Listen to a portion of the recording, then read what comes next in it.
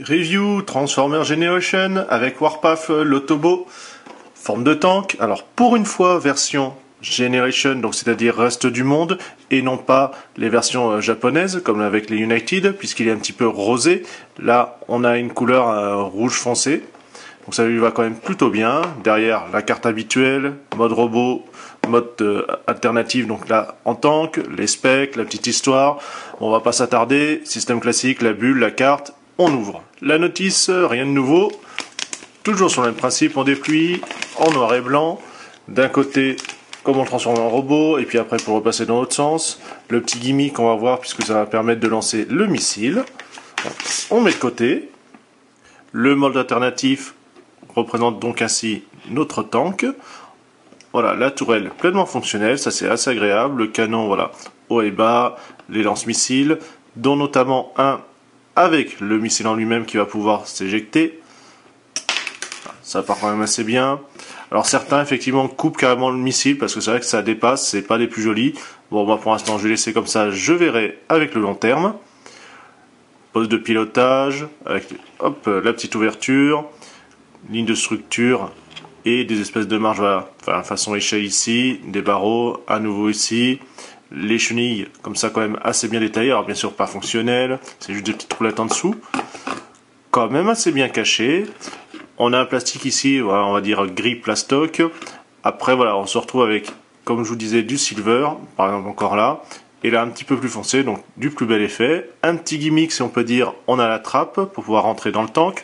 Bon, par contre, on a tout de suite accès à la tête, donc il faudra un petit peu quand même la cacher. Non, voilà, beau de luxe. Le logo Autobo en noir. Voilà, une partie de l'appellation de ce côté-là et le reste ici. La transfo, on va commencer par ouvrir la petite trappe. On va rentrer le canon qui va permettre comme ça de sortir la tête. On voit qu'il passe en dessous. On repousse la trappe derrière. Ici, charnière, voilà, pour les armes. Façon Predator, on va dire, canon d'épaule. Ici, on va séparer. Voilà, ça va se basculer à cet endroit-là, donc normalement, voilà, ça va pas s'éclipser en même temps. Bascule, voilà, ici, à nouveau là, comme ça, on met les jambes dans l'alignement, on va dire, du corps. On replie cette partie-là, on replie encore une fois.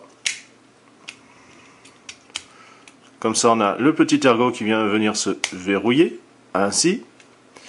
Les jambes, là, on va de derrière, vous avez un ergot à nouveau, voilà, les séparer, qui va permettre comme ça de basculer le pied. Hop, on sépare, ici. On replie grâce à la charnière. À nouveau là. On va mettre les jambes dans le bon alignement. Donc comme vous pouvez voir, oui, ça vient plus ou moins se verrouiller. Comme cela.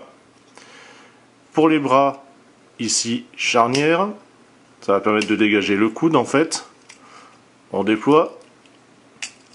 On voit qu'à l'intérieur, il y a la main. On bascule, on referme. Bascule, on referme. Et ainsi, notre Warpath est préparé. Pour les mouvements, la tête, c'est que latéral. Bon, ici, ça bouge un petit peu parce que ça a pris un peu de jeu.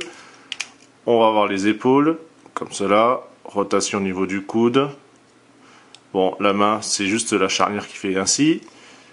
Ici, bloqué au niveau du bassin. On va avoir là la cuisse, le genou. Bon, le pied, ça va pas très loin, voilà, c'est juste une petite inclinaison. Mais vous allez voir, il peut quand même prendre quelques pauses. Donc c'est quand même pas mal. Effectivement, ces grosses chaussures, voilà, c'est pas des plus sexy, on va dire.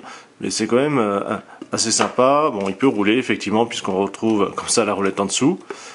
Après, c'est vrai que c'est quand même assez épais. Pareil, il a des gros bras ici. Ça fait des toutes petites mains, c'est un petit peu dommage. Peut-être, alors, ça aurait été limite impossible ici d'avoir mis une articulation au niveau, voilà, pour pouvoir pivoter, mais ça aurait été un petit plus. Le canon, voilà, hop, on va mieux le ranger. L'arme, on va pouvoir le remettre à l'épaule, ainsi. Bon, ça fait un peu bête derrière, mais bon, ça fait rien. Bon, il est quand même joli, effectivement. C'est pas la couleur rose, voilà, comme le Takara. Encore une chance. Ça passe quand même assez bien.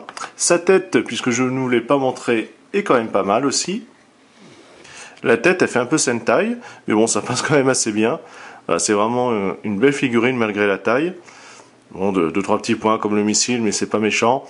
Pour une fois, voilà, qu'on a une version, on va dire, reste du monde européenne qui est meilleure que les versions japonaises, bah, ça serait dommage de me passer à côté. Profitez-en si vous arriverez encore à le choper. Allez, on se dit à une prochaine. Salut!